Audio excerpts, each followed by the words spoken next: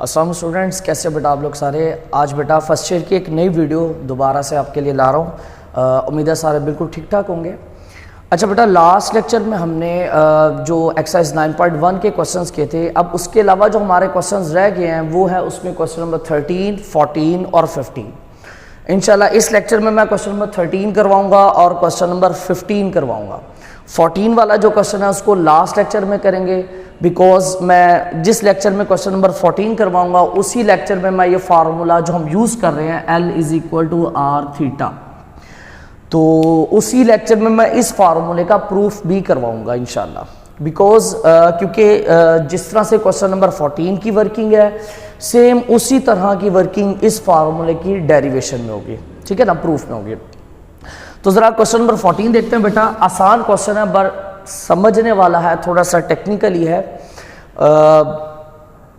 ये एक चीज़ मैं आपको बता दूं बेटा, ये जो सर्कल होता है, मैट्रिक में भी आपने पढ़ा होगा, ये जो सर्कल होता है इसकी जो बाउंड्री है, इस बाउंड्री को बोलते हैं सरकमफेरेंस, ठीक है। सर्कल की बाउंड्री को क्या बोला जाता है? सरकमफेरेंस।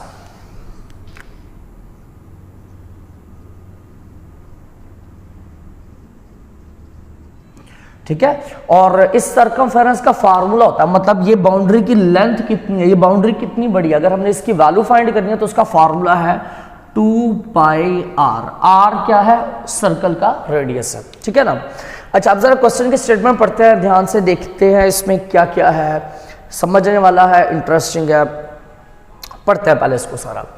अ सर्कुलर वायर, ठीक है ना, एक वायर है जो सर्कल फॉर्म है, सर्कुलर वायर, ठीक है ना, of radius 6 centimeter is cut, straightened and then bent so as to lie along circumference of hoop of radius 24 centimeter.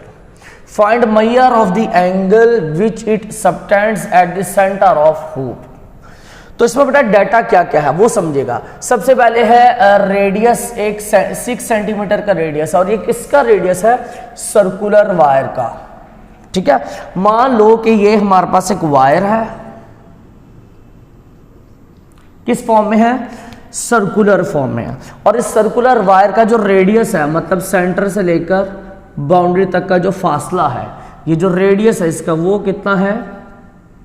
वो है 6 सेंटीमीटर, ठीक है।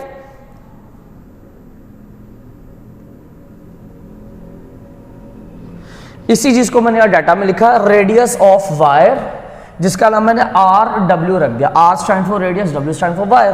कितना है? 6 सेंटीमीटर। इसके अलावा भी कुछ डाटा गिवन है।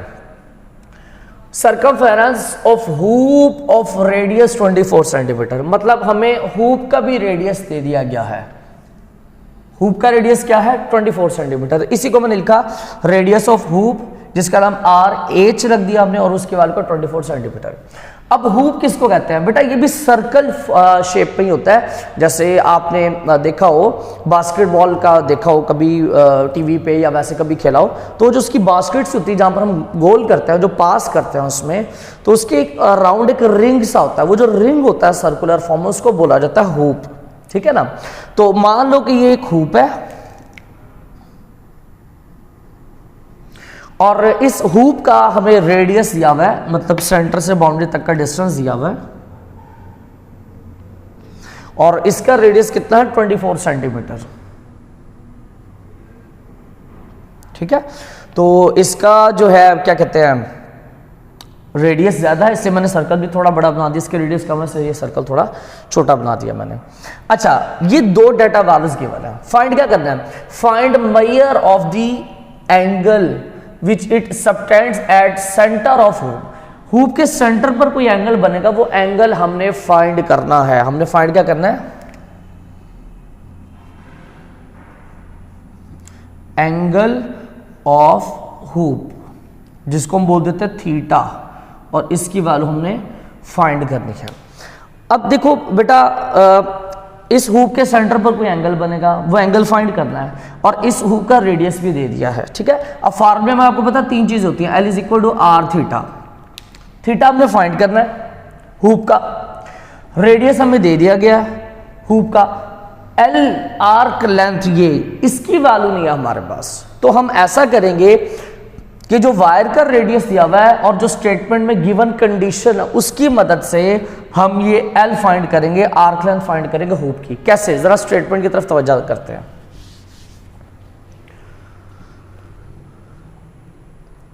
देखो बेटा, अगर ये वायर है इस जिसका रेडियस 6 सेंटीमीटर है, अगर मुझे इस वायर की लेंथ फाइंड करनी है, टोटल लेंथ, मतलब कह लो कि जी इस पॉइंट से लेकर इस पॉइंट पूरी ये टोटल लेंथ कितनी है वायर की, वो हमने फाइंड करनी है। तो कैसे करेंगे, इस फॉर्मूला से ही करूंगा ना। जाहिर है जो टोटल लेंथ है इस लेंथ को तो सरकमफेरेंस बोला जाएगा, और सरकमफेरेंस का फॉर्मूला ये होता है। तो ये जरा फाइंड करते हैं हम, लेंथ ऑफ वायर, इस लेंथ का नाम हम L रखेंगे बिकॉज यही आर्क लेंथ बनेगी बाद में। कैसे, वो भी देखते हैं। इस लेंथ का नाम हम L रख देते हैं, और ये वायर की टोटल लेंथ कैसे निकालेंगे, इस फार्मूले की मदद से, क्योंकि ये सरकमफेरेंस है ना, इसको क्या बोलेंगे 2 पाई r। पर r कौन सा वाला, 2 r है, एक वायर का रेडियस है, एक हुप का। हमने लेंथ किसकी निकाली है, लेंथ ऑफ वायर। तो इससे इसका मतलब जो रेडियस यूज करेंगे वो भी हम किसका यूज करेंगे, वायर का। तो इसमें वैल्यू रखो 2 पाई आर डब्ल्यू की वैल्यू कितनी है 6, मल्टीप्लाई करेंगे तो कितना आ जाएगा बेटा, एल की वैल्यू आएगी 12 पाई। ठीक हो गया। अब ये सेंटीमीटर में था तो फिर ये वाली लेंथ भी किस में आएगी, सेंटीमीटर में। ये हमारे पास आगे लेंथ ऑफ वायर, इस वायर की टोटल लेंथ आ गई, कितनी लंबाई है वायर। ठीक है, आगे जरा चलते हैं क्वेश्चन पे।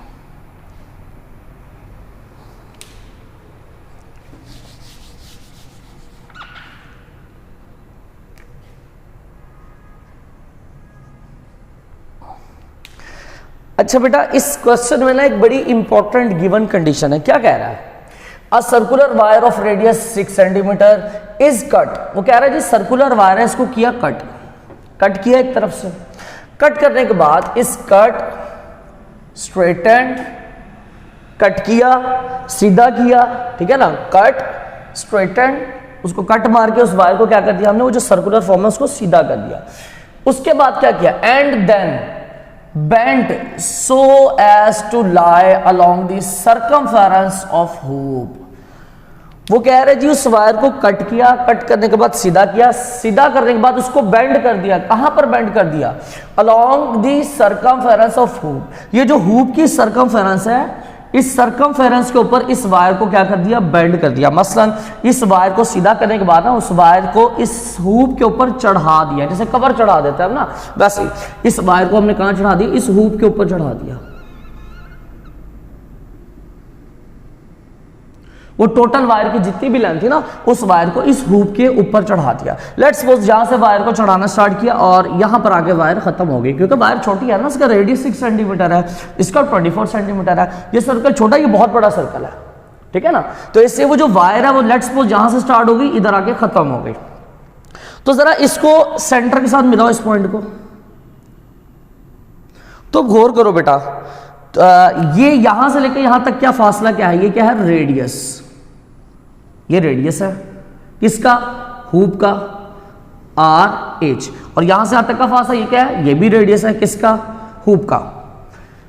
ठीक है, हुप का रेडियस हमारे पास है, और यहां से इस पॉइंट से लेकर इस पॉइंट तक का जो डिस्टेंस है, यहां से लेकर यहां तक जो लेंथ है, इस लेंथ को क्या बोलते हैं, आर्क लेंथ। अब ये लेंथ कितनी होगी बेटा, ये उतनी ही लेंथ होगी ना जितनी ये वायर की लेंथ थी। क्यों, क्योंकि हमने इस वायर को ही यहां पर ऊपर बेंड किया ना, इसके ऊपर, हुप के ऊपर। तो इसका मतलब ये आर्क लेंथ की उतनी ही लंबाई होगी, उतनी ही वैल्यू होगी जितनी इस वायर की लेंथ थी। तो वो तो हमने पहले फाइंड की हुई है, ठीक हो गया। तो इसका मतलब क्या हुआ, ये जो वायर की लेंथ थी ये वाली, वही एक्चुअली में क्या कहलाएगी, आर्क लेंथ कहलाएगी। क्या कहलाएगी, आर्क लेंथ। तो बड़ा आसान हो गया क्वेश्चन। इस आर्क लेंथ की वैल्यू हमारे पास ऑलरेडी है, ठीक है, और इस रेडियस ऑफ हुप की भी वैल्यू हमारे पास ऑलरेडी है। हमने फाइंड क्या करना है, find measure of the angle. हमने एंगल फाइंड करना है which it subtends at the centre of hoop. जो हुप के सेंटर पर एंगल बन रहा है, हमने वो एंगल फाइंड करना है। तो बेटा इस हुप का रेडियस भी है, इस हुप की आर्क लेंथ भी है, एंगल निकालना फार्मूला हमें पता है। और ये जो सबटेंड्स का मतलब है ना, इससे मुराद होता है बनना, मेड बनना, ठीक है। तो फार्मूला लगाते हैं, we know L is equal to r theta. ठीक है बेटा, तो इसमें ज़रा वैल्यूज पुट करते हैं हम, बल्कि L आर मल्टीप्लाई इधर आके डिवाइड हो जाएगा तो किसके इक्वल आएगा, थीटा के इक्वल आएगा। अब इसमें वैल्यूज रख देते हैं हम, तो हमारे पास क्या आएगा बेटा, L की वैल्यू है हमारे पास 12 पाई। ठीक है, कितनी है value, 12 pi divided by r. R किसका होगा, हम हुप का एंगल निकाल रहे हैं तो फिर रेडियस भी हुप का होगा, इससे यहां पर सिर्फ आर ना लिखो आप, यहां पर आप लिखो आर एच। इसका मतलब हमने एंगल हुप का निकालना है तो फिर रेडियस भी हम हुप का यूज करेंगे, और हुप के रेडियस की वैल्यू का 24 सेंटीमीटर, तो आर एच की जगह पर आएगा 24। यहां पर बेटा कटिंग होगी, 12 1s are 12, 12 2s are 24, तो फिर थीटा की वैल्यू क्या आ गई, थीटा इज इक्वल टू पाई 1 से मल्टीप्लाई के पाई डिवाइडेड बाय नीचे क्या आ रहा है 2, तो ये हमारे पास थीटा का आंसर आ गया, और ये आंसर किस में आया, रेडियन में।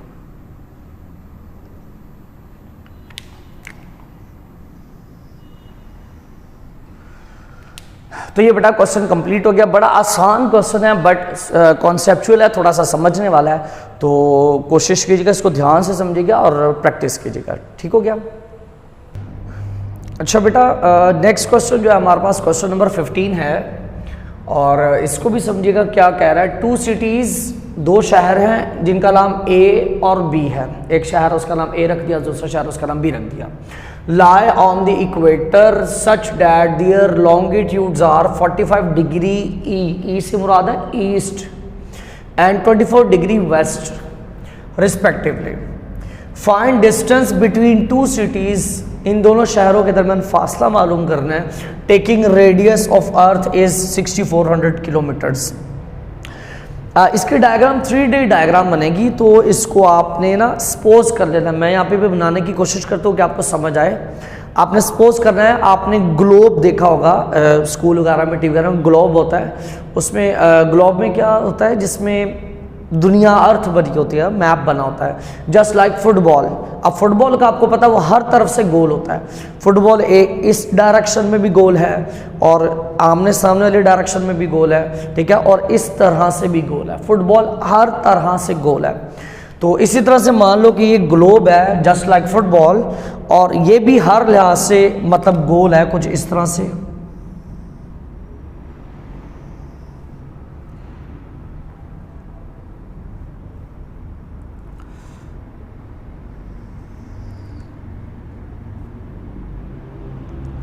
इस तरह से भी गोल है, फिर ऐसे भी गोल है, और फिर इस तरह से भी गोल है। मतलब वो समझो कि कुछ इस तरह से होगा, ठीक है। एक हिस्सा ऐसे गोलाई, एक हिस्सा बैक साइड पर इस तरह से गोलाई में आएगा। अब यहां पर क्वेश्चन में क्या है, जरा इसको समझना बेटा। मान लो कि इधर जो है हमारे पास ईस्ट है,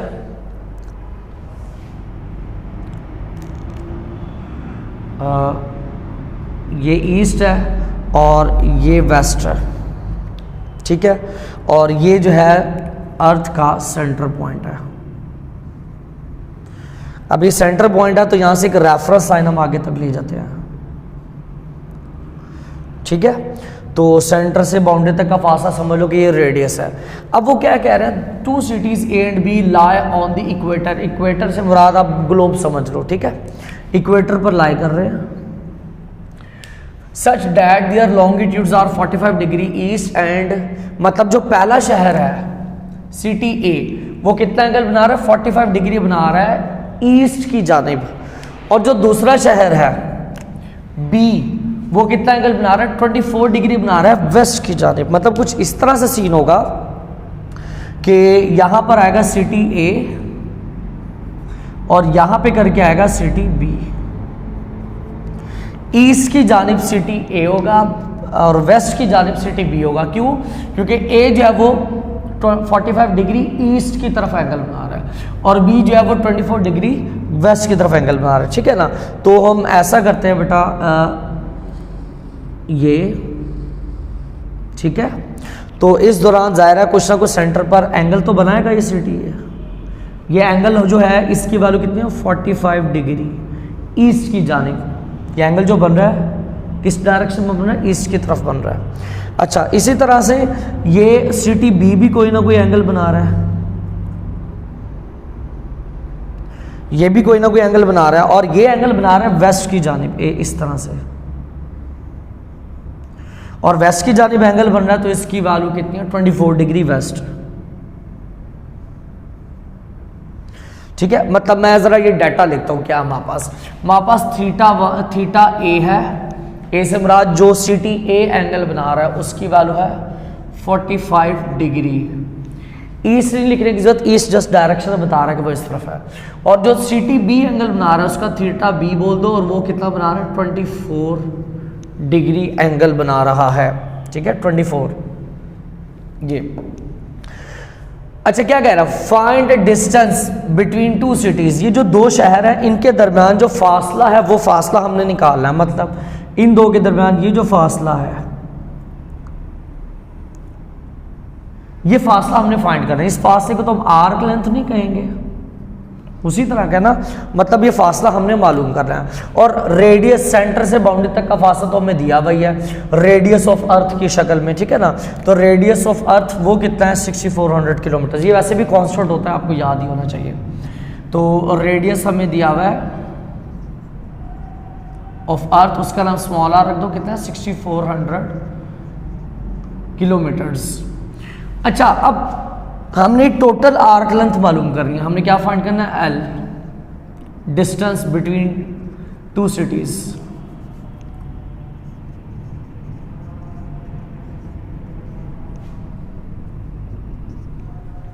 ठीक है ना, अब ये टोटल डिस्टेंस निकालना है तो फिर ये एंगल भी ये टोटल ही होगा। ठीक है ना, मतलब सी टी और सी टी बी के दरमियान टोटल एंगल जितना है, तो उसके लिए ऐसा करते हैं हम थीटा लिखते हैं और इन दोनों को ऐड कर लेते हैं, थीटा ए प्लस थीटा बी। कितना आएगा बेटा 45 में 24 ऐड करो तो 69 डिग्री। ठीक है, इन दोनों को मैंने डायरेक्ट ऐड कर लिया, ऐड करने से कितना आएगा तकरीबन 69 डिग्री, 4 2 6 और 9। ठीक है, अब ये डिग्री में इसको रेडियन में लेके जाना है तो हम कैसे करेंगे, theta is equal to 69 multiply by pi by 180। ठीक है बेटा, तो ये हमारे पास क्या आ गया, ये हमारे पास थीटा की वैल्यू है और रेडियस भी हमारे पास ऑलरेडी मौजूद है, एल निकालना है। तो फार्मूला हमें पता है, फार्मूला यूज करते हैं, वही नो।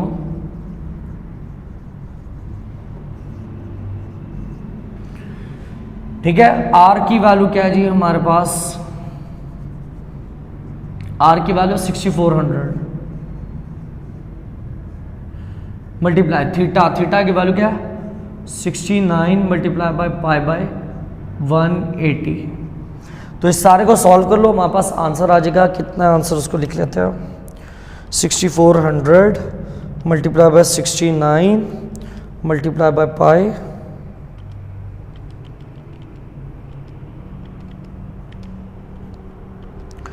ठीक है, और इस सारे को डिवाइड कर देना हमने 180 के साथ, तो आ रहा है 7707.37